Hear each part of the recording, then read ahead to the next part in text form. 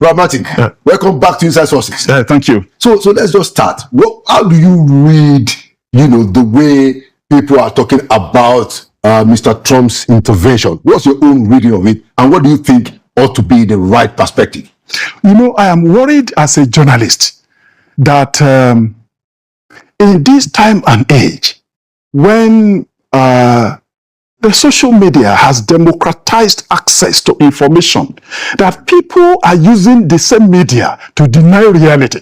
And the people are exaggerating what the President of the United States has promised to do.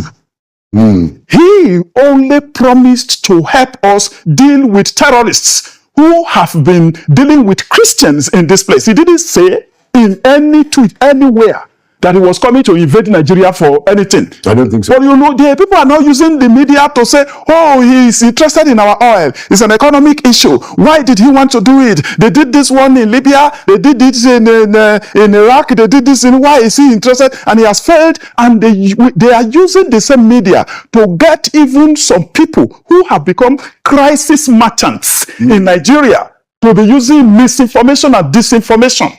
And they are making us to believe that we do not like the president, that they are targeting the president. No, this problem began long before even 2009 when Boko Haram manifested itself. It began before that. But since that way, it has become an international dimension. So many things have happened that people are now denying. And people denying that, oh, there was no Christian, there has been no genocide on Christians. If we want to begin primarily, my brother, where is Leah Sharibu since 2018? Of 113 captives. Like that. She was singled out because she denied her faith. Yeah, they refused to release. She refused. They wanted her to deny her faith. They refused to release her till date. You attended so many media security meetings, even under Buhari, where I asked this question more than 5 times. Where is there? They have been promising. They left her because she's a Christian. We heard that she's given back. Her father is still in the police force. Wow.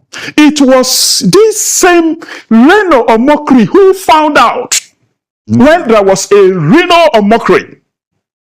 He was the one who found out about the identity of her father, that is actually from Adamawa State, a Christian from Adamawa State, serving in Yobe State. And the mother was there, who had been, the President Buhari promised everybody that she will be released. It's still not released. Nobody knows her whereabouts. What happened to Deborah in Sokoto College of Education, who thanked God online for enabling her to finish her exam as any Christian would have done? They stoned her to death in this same country. And even lawyers were trooped out to say we will break out from NBA if we will not allow us to defend the people who stoned her to death. No one is in detention. Nobody has been prosecuted. What happened? So many things have happened like that. Why are there so many people? And we want to deny that we do not have IDP camps. There are so many of them in this Abuja. So many of them in the places, 2 states that they have targeted, Benue and Plateau, Christian dominated. You know the place of Jos as the capital of Plateau State, even in Christendom here. You know that Benue State too is Christian dominated. Why do terrorists target Christians in that place? Why do they allow... What happened to all those people in IDP camps who occupied their natural habitat, the place God the Almighty gave them to live? Why can't they return? Who are the people occupying those places? So this thing is so complex, but as a journalist, we are not allowed to do contextual reporting of all these things, to bring out facts of those people, the villages they have destroyed, people they have killed. There are videos of pregnant women they have killed. They shattered the pregnancy. And all those things. They say nothing happened here. So these are issues. I think it's not about President Bola Ahmed Tinubu. He inherited all this problem. He began in earnest in 2009 when Boko Haram story became international. But since that time, a lot of things have happened. Then our armed forces, We know their capacity. True. But to look at the budget of this 6.5 trillion, even in this year's budget, suddenly defense budget takes the lion's share of our budget at a time. Over 12%. Yes, over 12%. That we need this one for critical infrastructure. Then somebody somewhere, president of the United States of Republican Party, and you know their principles. They are conservative people. Right. They were the people who influenced even the writing of their constitution, and the constitution they put in God we trust. Yeah. So they don't deny it. That is what they defend wherever Christians are traumatized and molested anywhere in the world. And he has said this one, no, this one we have had. You know, you recall that even in 2018, right, or thereabouts, even it was President Buhari himself who revealed in a private meeting he had with President in his first term. That was the first time, yes. First time. That we heard that they are slaughtering Christians in your country. He said, no, sir. It was President Buhari himself who revealed it. It didn't start yesterday. Why are they denying this thing and saying that we should not take out terrorists in this place, that we should negotiate with them? Where in the world will you bring terrorists that you say you are looking for to be negotiating with them, to hold meeting in their gun? Who approved the guns they carried to meeting in Katsina for them? This is our country. They thought about President Bola Ahmed Tinubu. He has tried all that he can do to end this thing. We have seen revelation where people were talking about how President, the then President, Goodluck Jonathan brought in machinery and he was trying to finish the job. Yeah. And they stopped him because they didn't want crisis merchants in this country, and people who do not love this country are denying reality.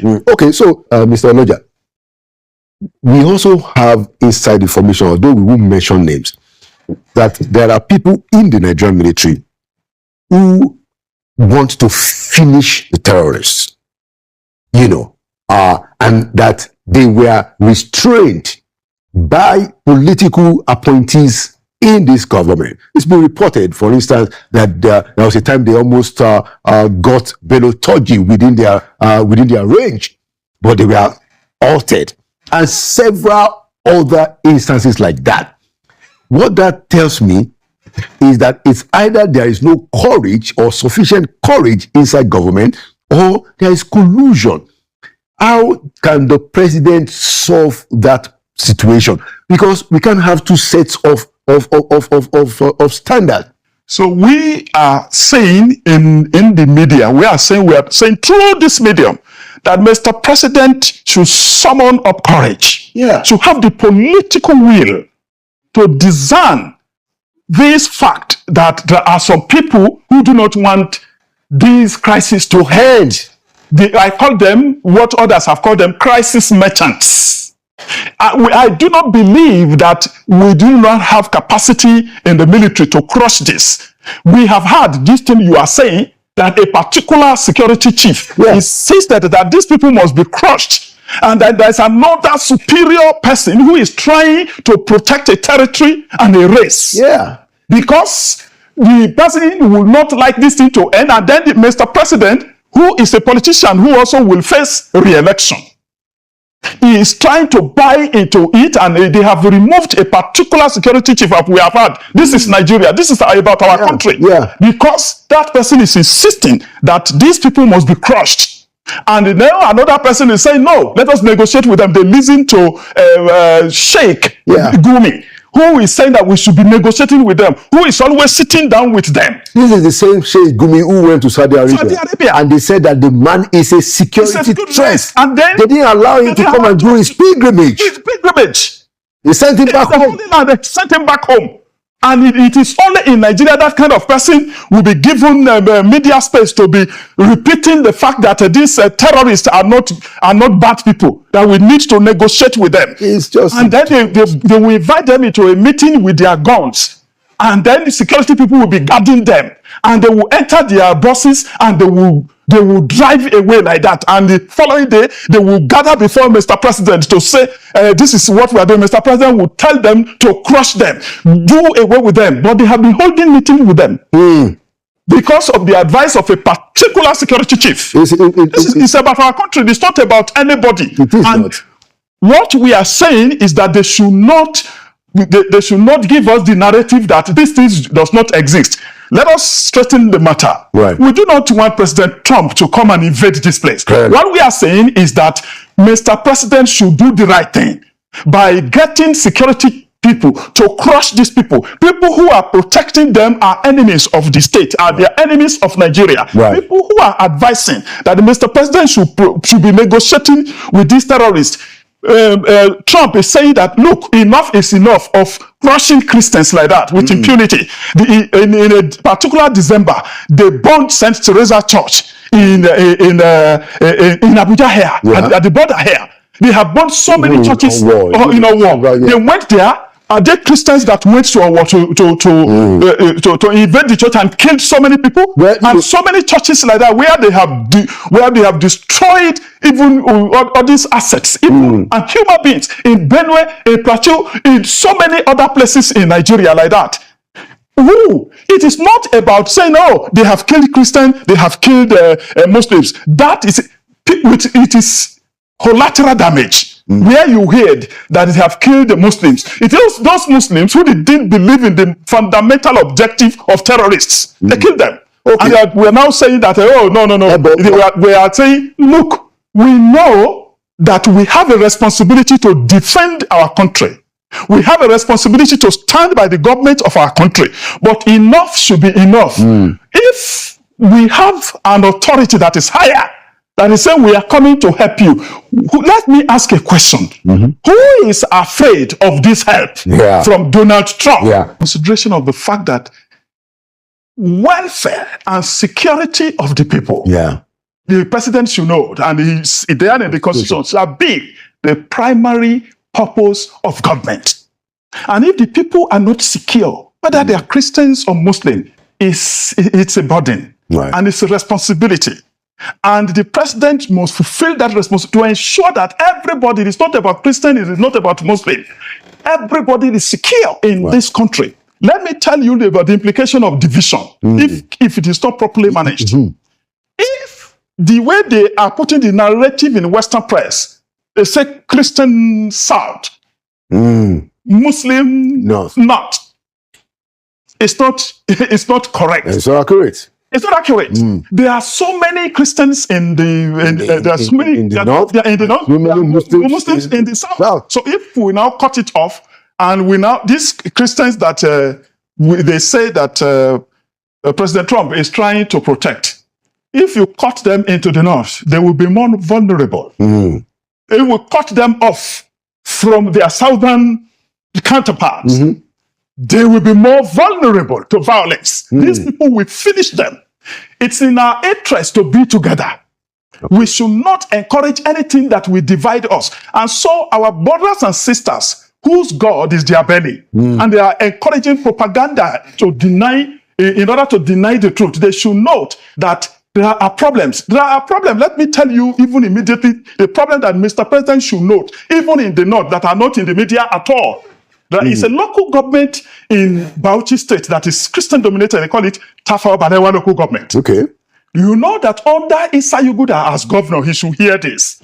Okay. They unilaterally relocated the headquarters of local government listed in the constitution to Bununu. From Tafawa Balewa to Bununu. And the only Christian member of the House of Assembly in that place, only Christian member, a female Christian member of the House of Assembly, was suspended for criticizing that illegal relocation by the State Assembly. She was suspended, and that was barely a year after the inauguration of the session of their State Assembly. They suspended her till the end of that session for 3 years. Wow. You know that what you will not read in the media was that they took the case to court. The State High Court sided with the state government against the Constitution. The State High Court. Wow. It was only on 30th September 2025. We will not read it in the media. 30th September 2025, barely 2.5 months ago, that the Court of Appeal in Jos quashed that decision of the High Court, and the Assembly And they cited an example in Ekiti State that no individual, no institution has the right to relocate the headquarters of a local government as it is listed in the Constitution. But why did Governor Yuguda, then Governor Yuguda, why did he do that? He did that one because that is what they do to Christian-dominated areas. So they removed the local government headquarters from a Christian-dominated place to a Muslim-dominated area. So you also have state terror to fight. Our leaders who are making noise in Abuja, they do a lot of things that are not reported in the media about the North. Have we seen it in the North that it is quite impossible? Last year,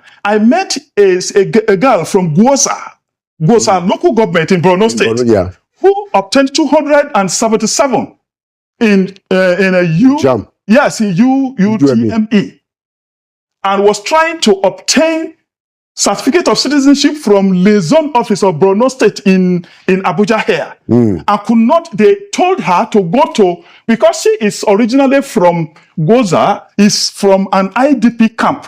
She only managed to get that mark. Was not admitted at the University of Abuja here, I am telling you. Wow. But while trying to secure admission to read law at the University of Abuja, she went to Borno State Liaison Office in Abuja here to obtain... she's an indigene of Borno State. They told her to go back to Gwoza to obtain the certificate, but they were giving the same certificate to Muslims from Borno State in the same office before her very eyes. Wow. A police officer got there and said, this is how I have to use another Muslim person to obtain a certificate for me in this office, a serving police officer, female serving police officer that I met. So there are so many issues. Most of the children of Christians from this northern state, you see, this is a very complex issue. It is. Very complex issue. Most of these children of Christians from so many northern states cannot get admission to read medicine, law, or these computer science engineering courses, even if their parents, I have so many of them as friends, even if their parents are professors in certain universities, they changed one from medicine to Christian religious knowledge. Arbitrarily, these things are not in the media. We deny this reality in the media about what Christians in the North have been suffering. Okay, thank you so much. It's a very good place to stop. We hope that we can sort out these differences. And if there are people who want to say that, look, there's another side to this story, we are hoping to also balancing it out. But this, Mr. Oloja has pointed out to quite a lot of issues that are under the surface, that is also brewing this divisive rhetoric. But like I think we can both agree that our leadership has to make sure that there's unity. And that there's unity, no division. I reiterate it. We do not like another country's president to be solving the problem that we can solve. We haven't been able to solve this problem because there is corruption within the security architecture that they have drawn up, and people, operatives, who are being made to do. We understand that our people have the capacity to crush terrorists, but some state forces are stopping them for reasons known to them. Let's hope that with the new leadership, the new service chief, they have a new opportunity. Well, definitely, and he will promise that one. I will crush insecurity and this one within a very short time. Let him make good his promise. Exactly. The new chief of defense staff, the new chief of army staff, and all the other service chiefs, they have a unique opportunity to solve this problem. I believe, I agree with you, that Mr. Trump's intervention is actually a fillip. Something that can help us solve this problem. To solve this problem, and it should not just we should not just be insulting him that he's not. Say, I want to help you. Let's get this help and move on to direct defense vote to building critical infrastructure in our country.